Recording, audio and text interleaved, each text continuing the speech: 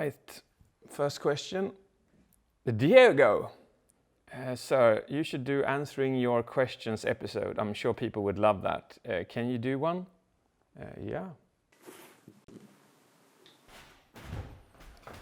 Hey, it is time for our next question, which is from Hamed Waheb, and he asks a very good question. He goes, serotonin and oxytocin, what is the difference, more or less? All right, so oxytocin is the chemical, the neurochemical that brings people together, like a handshake, like this one, for instance, with my cameraman. It can also be a hug and a kiss. Oxytocin also pulls people away from each other, so it's a love neurochemical and a hate neurochemical.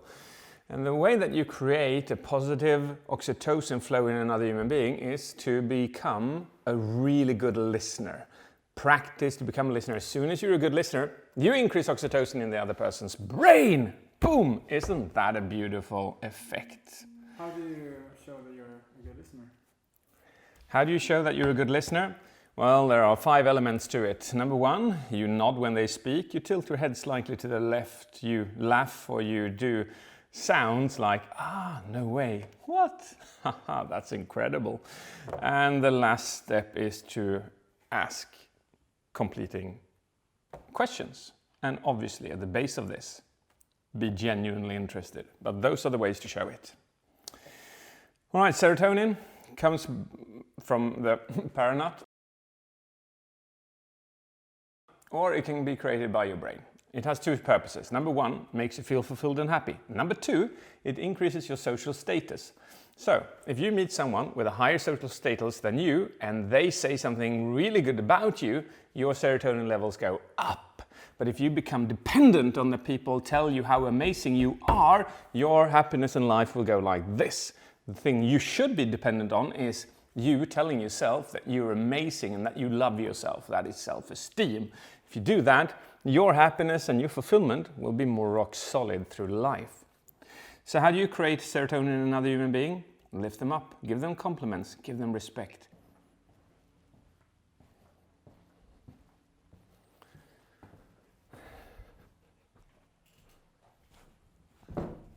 Over to the next question, which was sent in by Sly Cactus.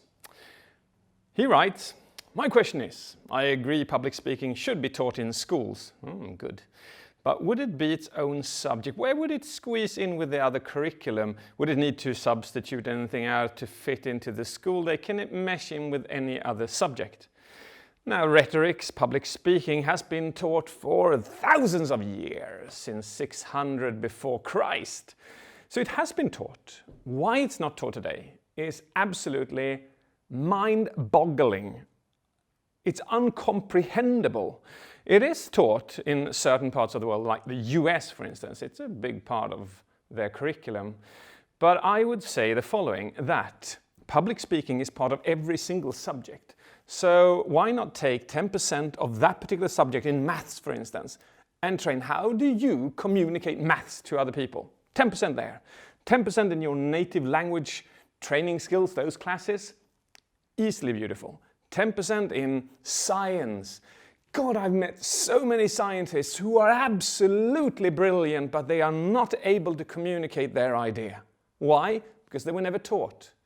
So I would say slice out 10% of every single subject and add public speaking to it. Dates, job interview, relationships, your friends. It even influences your ability to have a mental health which is beautiful, because the way that you publicly speak to yourself in your brain is half the result of who you become. Our next question comes from Hail Zed. He says, an interesting point at the end of the video you did about gestures, so talking with your hands. I've heard people say both positive and negative comments about moving hands while communicating. I've heard it to be helpful and also to be intimidating. Is it generally positive to use hand gestures when talking? The answer to that question would be the following, that your visual cortex can see much faster than your auditory cortex, i.e. you're speaking much faster to the brain when you're using gestures. But there are two types. You have non-functional gestures, which go like this. Yes, I walked down the hill, I got into the boat, I took my fishing rod, I went fishing, I caught this big, big fish. The sun set, and then I drank some coffee, and I got back and I went to sleep again. And that is just so irritating. So people who are using non-functional gestures, that's a bad thing. Functional gestures means that you say something that is greater. We're going to do 5 of these. You, my friend, are amazing. Let's do all of this together, shall we? It's going to take us far, far away. All those are functional. They add to the message. So, when you practice this, go for the functional gestures. Ha! Hey, Oliver. This looks nice. Is it as good as everything else you've done? Oh my God. You know what? That is so awesome. You should really do this more often. Because the thing is that people love it. And they will really want to come to you. And they want to just get the recipe from you. And in general, eat whatever you're giving to them. The thing is that every single thing I said was positive. My smile was there, my facial expressions, my tonations. My God, everything was super awesome, great. But my gestures were saying the opposite of everything else that I was saying. So my friends, you should really learn public speaking. Because if you do, you'll become awesome. You know, people will listen to you. They will hear what you're saying. They'll look at you. They'll even express their absolute joy in everything that you're doing. So my friend, get going, learn this. It'll be the thing of a lifetime. I would love to teach you more. Hey, I'm here for you for the rest of your life. I am absolutely certain. Okay, regarding the question of the volume increase of 20%, some of you have been saying that, hey, I'm screaming by now and I don't know how to increase it even more. And the thing is then, that's not when you should increase your volume in order to increase your confidence. What you should do then is apply a second skill, which is lower your register. By lowering your register, you can't scream, but you've already got that volume increase. So lower your register, speak with a more bass voice. Science has shown that people with a lower register are perceived as more credible. So practice lowering your register and not necessarily screaming.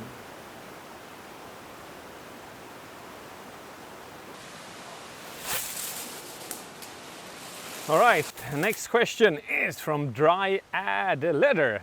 I love this one. Okay, so his question is, body language and a lot of things is so important in speaking, dating, everything. Yeah, there seems to be academics where you learn and women and men how to date and use your body language well. My friend has a dating academy, and then he goes on. Right now, I am just surprised how everything is connected together. Dating, speaking, basically the same things. Via voice, volume of voice, body language, facial expressions and so on. Are they all related? And that's the cool thing about this channel, about this community. It's that, yeah, public speaking is perceived or believed to be something that you're on stage and you're speaking to a large crowd. Nah, far from it. It is every single time you speak to another human being. That is public speaking. That's where you can use your facial expressions. That's when you can use your gestures. That's when you can use your body language. That's when you select your words. That's when you use rhetorics. Every single time you open your mouth and you speak to another person is public speaking. So imagine if you become brilliant at public speaking in your private life, talking to your friends and your colleagues and your spouse and your children. Do you know what happens then the next time you stand up on stage? Everything is just built into your neuron system and you're just brilliant. I don't practice on stage, I practice in real life. And that is the uttermost best recommendation I can give you. Pick up on the skills I'm teaching in these videos, start using them in your private life, and boom, when you need them to stand in front of an audience, they're there.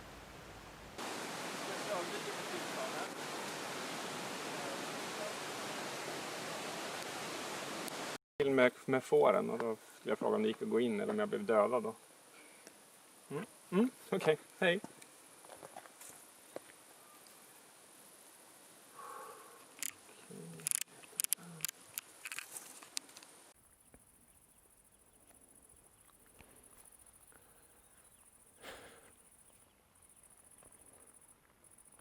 Fan vad pissa.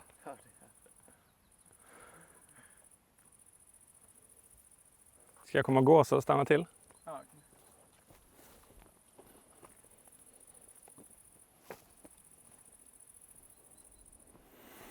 Our next question is asked by Repetti. Hello David, I love your vids. I love social science boiled down into video form. I do as well, Repetti. Any tips on how I can get rid of filler sounds? I think this question was asked about 50 times. So yeah, I know exactly how to get rid of them, and it works like this. Whenever you're about to do the sound, you breathe in instead. So as soon as you feel that coming on, you don't go, you go,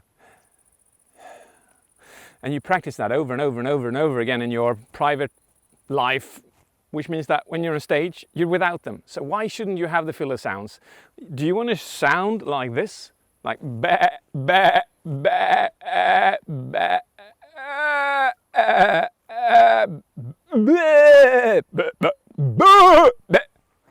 Look, they think I'm crazy, and I am. It's okay that they go ba ba, but it's not okay that you go ba ba, because you're not a sheep, you're a human being. So what's my point? The point is this.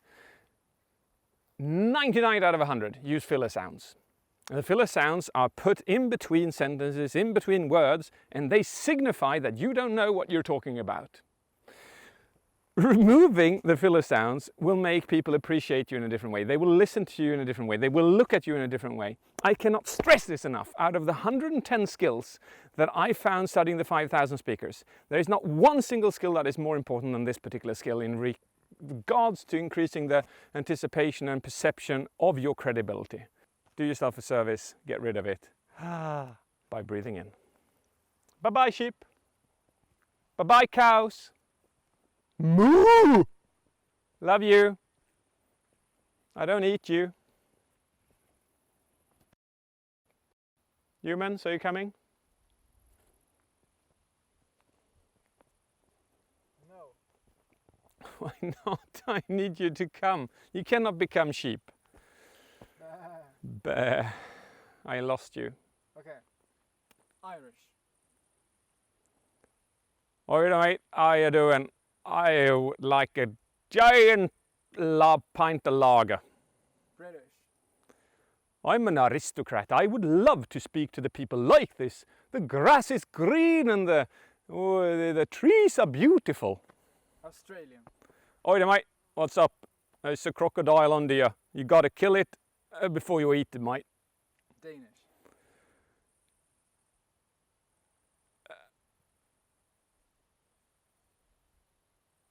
Swedish. Hej. Jag kan inte fatta att jag fastnar på danska. Spanish. You got to see, this is the way, we need to do it in this country. This is Italian, god damn it!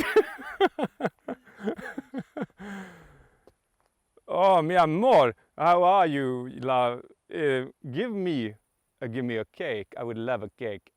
You got the cake? I'd like a cheesecake. Oh God, it is a melting in the mouth. That's Italian as well. Fuck. Our last question comes from Hassam NGD. Hello, Mr. David, how are you?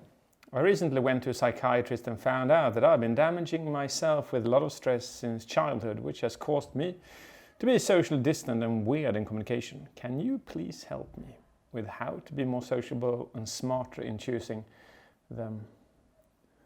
Well, Hassam, I feel for you. That must be torturous, considering how much our lives rely on communication.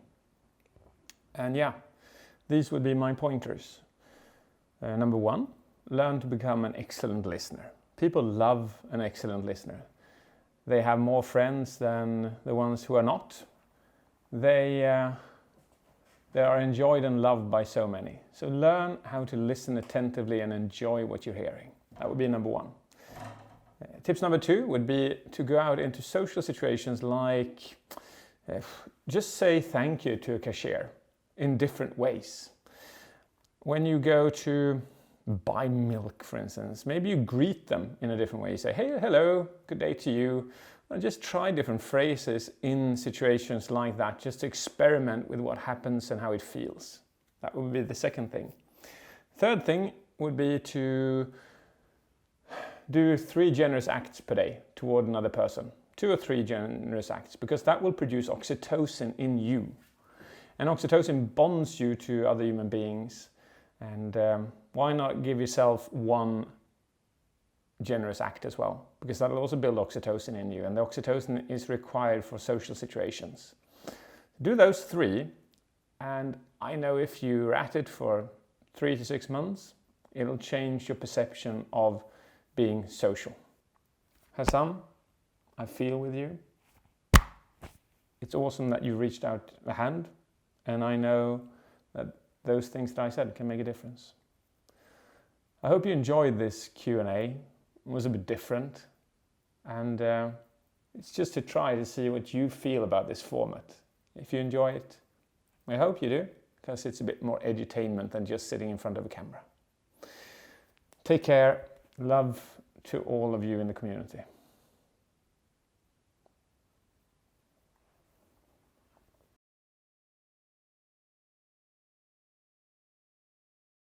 So try at the letter. Next question. Seems like public speaking applies to everything in life. Yeah, it does. That's the cool thing about this channel. Oh man. Yo, man. Are you? Are you the guy Fuse reacted to? Yeah. The public speaker guy? Yeah. BJPP? No. Oh, Mr. Pepper Sprinkled Pepper Person? What? Good to meet you, man. Nice to meet you. Haha. Good to meet you, man. Nice to meet you. Haha.